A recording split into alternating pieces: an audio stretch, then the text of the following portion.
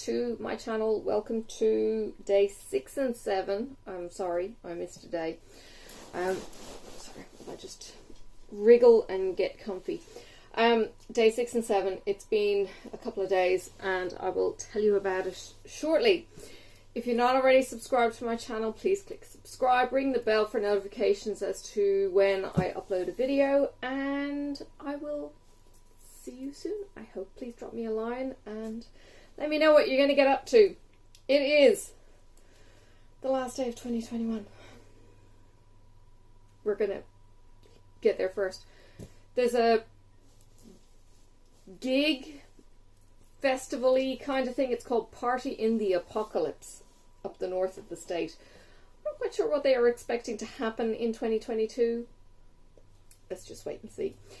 Alright, day 6 and 7. Yes, I was a little bit slack yesterday. I didn't record. We are trying to clean the house. So I may have mentioned that my hubby has had an acquired brain injury from when he was a late teen, and executive function kind of falls apart a little bit for him, and as a result, he I forgot my mic. He makes a mess and then moves on to the next plaything. So hello.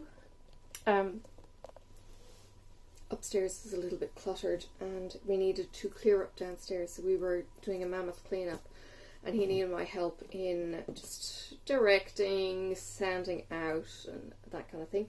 In the meantime, I've also cracked on with my craft room. I've moved all my yarn in. It's right next to me and it's in the cupboards, so it's all organized in projects because that's how my yarn is in the most part. And my trusty crate is under the camera. But what I've also done is use the Darn Good Yarn boxes. I flipped them inside out, and you know what? 4 Darn Good Yarn boxes, I'll take pictures maybe and post them, but 4 Darn Good Yarn boxes jam into the drawer. So all my Darn Good Yarn silks are now on display when I open the drawer. So I did ask Google. It was convenient to put them in drawers anyway, but I did ask Google where is the best place to store silk. I did know that you weren't meant to store it in a plastic bag, and I've never stored my original wedding dress in a plastic bag because it was raw silk that my sister designed. So I knew that, but when it said stored in a cool, dark place, it's like, oh, awesome.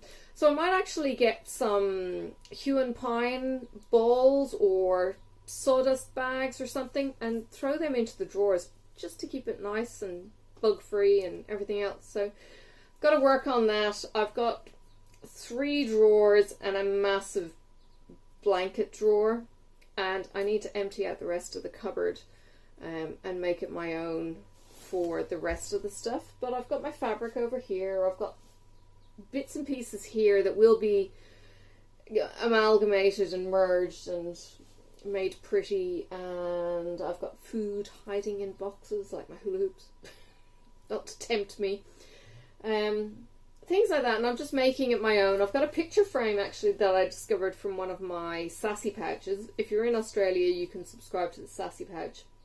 Check out my floss tube document link for all my floss tube yarny kind of links. Sassy Pouches there that you can sign up for if you're Aussie. But there's a picture frame there that's not quite an 8x10, but it may, no, actually I don't think it would fit the reindeer if I didn't finish it into a cushion. It would without the mounting, but it's got mounting. It's got 2 layers, so I'd have to try it. I have partially kitted up my dinosaur sal. Sophie picked the bag. I'm yet to receive my floss to do a floss toss to nail in that colour, and I am using Haunted, and it's got lots of purple and it's got a green galaxy going through it in the centre, and then it's got another purple bit on the corner. So there was the 2 colours to choose from. She chose the slightly more purple one. So that's going to be kind of her project. It's a dinosaur alphabet for the year. So that is a Clouds Factory pattern. It's $23.99 US for the pattern only, and you can also get the fabric, the floss, but I couldn't justify the cost, and shipping was ridiculous. Absolutely ridiculous. So with that said, it's time for a sip. And some chocolate. You'll feel better, Harry. And it's starting to oxidize. Half a block. I'll probably have more of something else on the couch. Number 6. And I have some knitting to show you. Oh, I didn't bring in my cross stitch. Anyway, try and talk with chocolate in my mouth. I suck my chocolate. I melt it in my mouth. I kind of stick it up in the roof of my mouth and let it melt. That's my thing. Okay. This says werewolf. A werewolf is a human being who, upon the complete rising of the full moon, becomes an uncontrollable, fearsome and deadly wolf. This condition was caused by infection with lycanthropy. Werewolves appeared in the forms of wolves, but there are distinctions between them and regular wolves. In year 3, we have our first encounter with a werewolf, Professor R.J. Lupin, who is David Thewlis. He's Welsh. Anyway, he's cool. 88 yards in this. Now, saying the word werewolf, I would expect this to be quite dark. Ooh! Wow! Okay, I wasn't expecting that dark. Okay, there's some straight threads on the inside. It's brown! Let me get rid of my face because the shine. It's brown! Well, that's different. Okay. So, to recap, if I can do this, we have day 1, burgundy wormtail. Day 2, a greeny yellow wormtail. Day 3, a slightly more green and yellow blue wormtail. Then we have this gorgeous day 4, the emeraldy greeny colour. And again, try to get rid of the glare on my face. And then day 5 is this autumny, reddy, rusty, little bit of orange. And now we've got brown. Okay, so let me tuck yon wormtail in. If you're following me on Instagram, well, please follow me on Instagram and you will get photos of each of these. So, from, oops, I've got my knitting as well. Let go, let go. Oh, heavens above. Okay, so here is the family of wormtails. So we've got burgundy, 1, 2, 3, 4, 5, and 6. Okay. So the brown works, funnily enough, with the change of colour. So maybe the next chunk, so if we started with burgundy here and then we've got an autumny here, I wonder, and these are kind of green tones, I wonder if this section is going to be kind of brownish tones. Okay, well, let's take a look, because we've got 7 here. Alright. Okay. I had to actually put in my calendar the 12 days of Christmas, because otherwise I was losing track, because it doesn't make sense to be day 7 on the 31st to me. It's much easier doing advent calendars. Don't let the muggles get you down. In a letter written by Ronald Weasley to Harry Potter in Year 3, Ron uses this quote to remind Harry not to let the Dursleys make him unhappy. The letter came with a gift from Ron to Harry, a sneakoscope, and a note explaining it. I don't remember a sneakoscope. So, no idea. Oh my goodness. This is gorgeous. This is another kind of greeny, bluey kind of thingamajiggy. It's beautiful. That's gorgeous.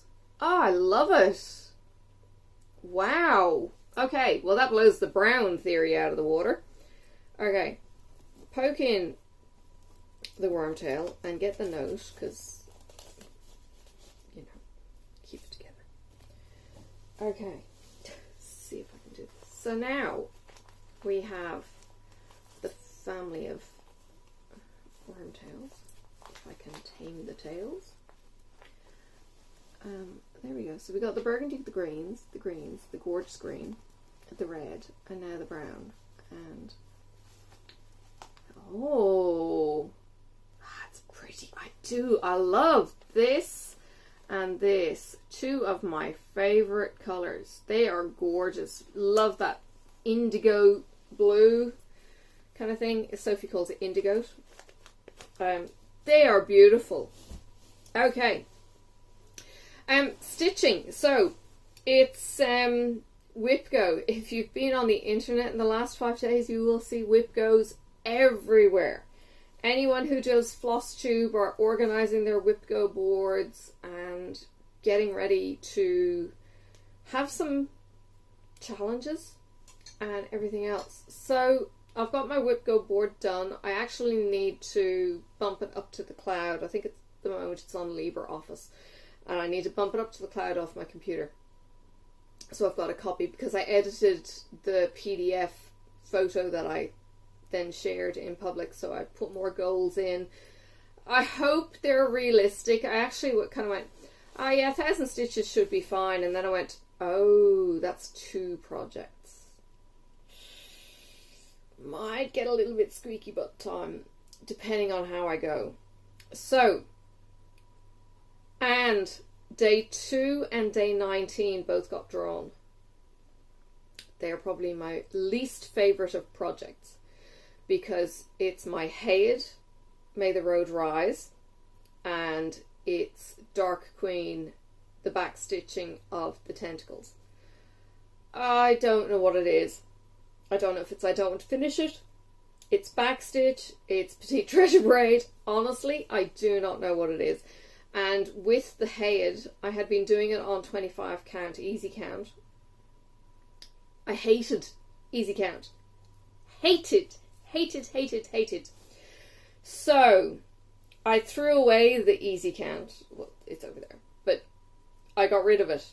I didn't even frog what I had done. Another thing was that I'm new to tent stitch. So, I'm trying to do tent stitch consistently and doing the long lean across the back so that the tent lies nice and neat. It's easier said than done. I started off with the biggest mother of needles that I had, and I've ended up then going to a 26, and that was even too big, so I'm now on a 28.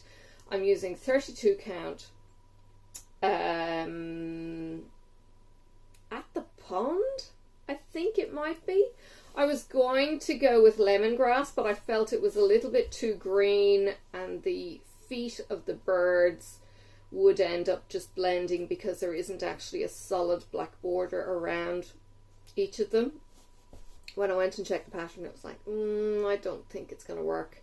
I think the feet would have just disappeared and I would have ended up backstitching or something just to get them to stand out. So I've decided not to do the lemongrass, which was kind of green Ireland. So I've gone with the At the Pond, which is a kind of pinky purpley blush instead. So I'll show you that tomorrow. Tonight though, I have finally cast on my Hibernate Along. It's not big. It is, I think, section 1 of the hybrid knit along. So this is the, sorry, it may not be section 1. It is the base stitches. So from here, the cabling starts, which is basically just slip stitches. It's the cabling starts, and I'm doing the triangle version because I've already got the semicircle shawl, which I need to block. When I was down in the garage the other day, spotted hubby's foam mats, and I think tomorrow is a good day. Tomorrow would be a really good day to block out my things. And I have pins. It was 29 degrees today, so the drying time is really good. So I might bring those mats upstairs, wet my 2 shawls, and block it, and then I'll snip any off threads and all that kind of jazz when that's being blocked. So that would be the plan tomorrow if I can kick my ass into gear. Now, I did a sneaky. There was a notification from Gumtree saying there was freebies nearby, and I went on, and there's a kitten. There is a long-haired tabby kitten. She's about 6 months old. Unfortunately, she's not desexed, so she's going to cost me short term. But it was a free giveaway, and the owner is giving her away because she's got allergies, and as her hair is getting longer, she's got, you know, really pronounced allergies. And I said to her, I said, "Is the cat still available?" And she said, "Yeah." And I said, "Well, I've got 2 cats. They're older. They're 10. They live permanently outdoors. Can I come around and get her tomorrow?" And she's kind of going, "Yeah, no problem." Like, okay. So gonna have a youngster living in with the 2 siblings. So yeah, it's not like I'm introducing it into the house. I haven't run it past Marcus or anything. It's just food that's going to be the addition, and I'll be paying the vet bills anyway, so he can. I did wonder, having the 2 cats being 10 and losing so many of my other cats in the last few years, what I was going to do, whether I was going to just let them go or introduce a new one. I'll take photos. I don't know what her name is yet. I did ask the owner, but I'm going to go around tomorrow morning, and to be honest, a name doesn't necessarily mean much. We'll see if it's silly or not. Her poor son is going to miss this cat, though, which is a bit of a shame. So yeah, I'm being a bit sneaky. So yeah, it's only the next couple of suburbs up, so I'll run out in the morning and come home and introduce it to the cats during the day, and they can beef it out, and she won't be too young that they'll be too kind of iffy. Lexi's a bitch anyway. Lexi boxes her brother, so she's probably going to get stroppy with this thing anyway. Doesn't matter. She'll be fine. She'll be fine. But yeah, got to get it desexed. So, I mean, my 2 are already desexed. It's not like anything's going to happen. She's penned in, but we might get Tom's outside yowling if she goes into heat. So don't want that happening. And Tom's stink. So yeah, definitely don't want Tom's scenting around the house. So that will be the first investment with her. Tomorrow is the 1st of January. My plan for the 1st of the month this year is daunting. It is to take a selfie on the 1st of the month and have it as a page marker and a time marker of me. I hate looking at myself on the camera. If you haven't noticed, I actually kind of avoid looking at the camera probably.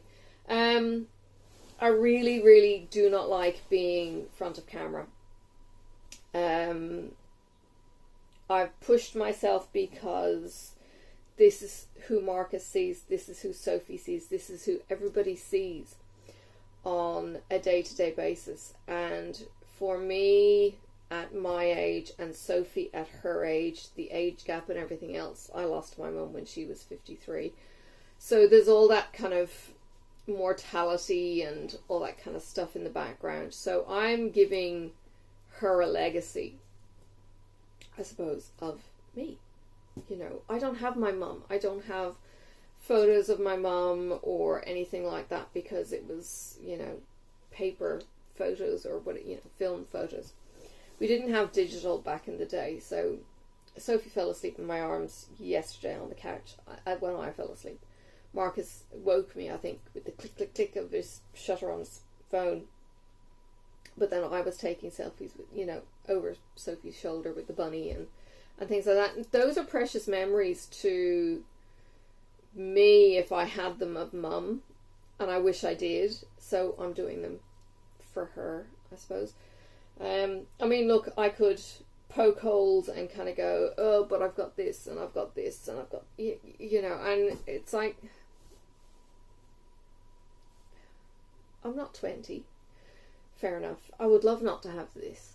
I hate this. This is the one thing that I wish would go when I lost weight and didn't. I look at the TV and it's like all these young things with the chins, and it's like, ugh, I wish. You know, and yeah, there is that whole judgment and everything else. And you know what? I've been part of Fat Mum Slim photo group, which is international. It's a photo a day kind of thing, FMS photo a day. And Chantel is, I don't know, she's a large girl, maybe a 20 or a 22 if you go by numbers, but she's a large girl. She hates taking photos of herself. But some of the challenges that she does are the selfies. And they are the ones that are always the problem for everyone, because we don't like putting ourselves in front of the camera. And it's like, oh my God, can't believe I'm doing this. And you get some people who are a little bit silly and kind of only show part of their face. And some people will, you know, get very artistic and Photoshop stuff and things like that, which is kind of cool. But when you do see their face, it's like, why are you worried about your face? You're gorgeous. And we don't see that in ourselves. And FMS has really... it's really opened up, I suppose. We all are insecure about how we look. We all are insecure about how we sound. You hear people kind of going, oh my God, is that how I sound? Like, I actually enjoy watching back my videos, and I cackle when YouTube recommends my videos for me to watch. But I do actually like, in the most part, listening to my videos. I don't mind it, you know, on as background noise or something, or kind of, you know, I'm going back to edit and I'm not kind of going, oh, what do I say like that? I know I say a lot, and that's probably not going to stop. So, suck it up.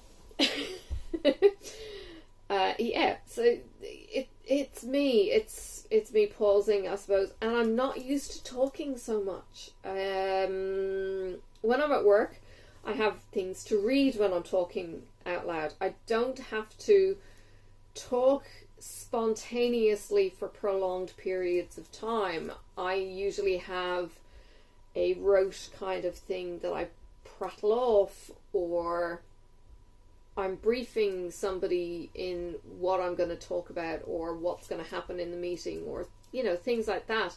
And I don't rehearse exact wordings. I have some people that I've heard and they go, you say it like this: the donkey was in the field, the donkey was eating grass, the grass was green. And they will go sentence by sentence by sentence and learn it by rote. And I'm kind of thinking, no, I can't do that. I need bullet points. Cover off on the donkey's in the field is grass, the grass is green. And I'll have bullets of donkey, field, grass, you know, green. That kind of thing is how I fluidly talk, because if I have the sentences, it's just going to sound artificial and it doesn't flow and it doesn't feel natural to me. Now, I know there are some structures that you can work on, but I think for me anyway, this chit chat is more about the spontaneity. It's more about I'm not giving you an instruction. I'm not working from a script. I don't have to tell you A, B, C, D. And if I did have to tell you A, B, C, D, they're written as bullet points. I've done it before on lives or whatever. on the channel when I was very fresh to it. I'm kind of going, okay, what do I need to talk about? And I'll write down the bullet points. It's like, okay. And then it just flows. And it's like, oh yeah, I forgot to mention this. And it's not like, it's not like reading the news, teletext or whatever it is. Teleprompter even. It's just that little bit more relaxed. I don't know. It works for me. It works for me. It works for me in my brain. Doesn't lock me in. And I know I fiddle and it probably irks people. I'll never make a newsreader. I don't want to be a newsreader.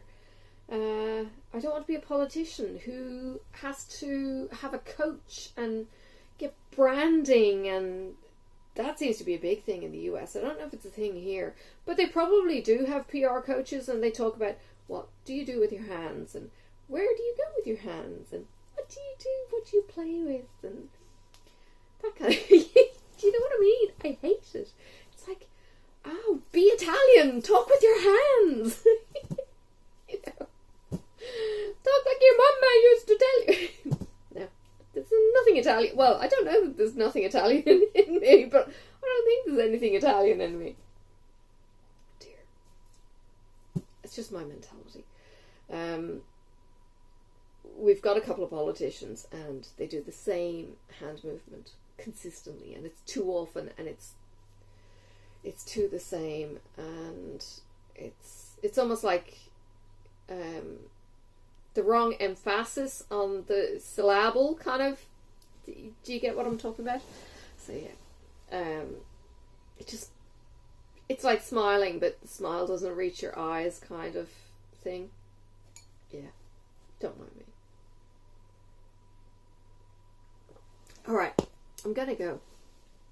I'm actually really pleased with the progress that I made in my room. I've taken all of the yarn that was lying around the lounge. I've taken all of my whips for my cross stitch. They're in 2 boxes. I've taken a lot of the junk out. I've got some drawers that I can put some of the, like the floss bags into and things like that. With my Hayed, to get it organized, I actually put my Hayed colours on rings so that it's much easier to find them. So I've got 0 to, I think, 0 to 900, I think. 900 to 3000, maybe it's 800 to 3000, and then 3000s together. So I've got 3 bunches, and they're in colour sequence, like DMC number order, to make it easier to find, because diving into a bag of 87 was just ridiculous. So I sat there on whatever morning, a couple of days ago, at stupid o'clock, and hole punched into all of my snack bags, like the floss bags that you can get, Flossaways, like those. So I've got a hole punch in each of those, and the only thing that makes it tricky now is that I don't take the number I'm using off the floss ring. I've got it at the front, but it could cause me issues. It may bite me. So I may put a stitch marker on each of the rings so that when I pick a colour, I put the stitch marker in front of the colour I'm actually stitching. Just in case I put it down, because I've got so many oranges that are orange kind of colour, that if I lose my sequence of where I was, I have a marker that's actually going to mark it. So I might do that. Actually, I think I'll do that. I'll bring the stitch markers, which I think I've put in that drawer.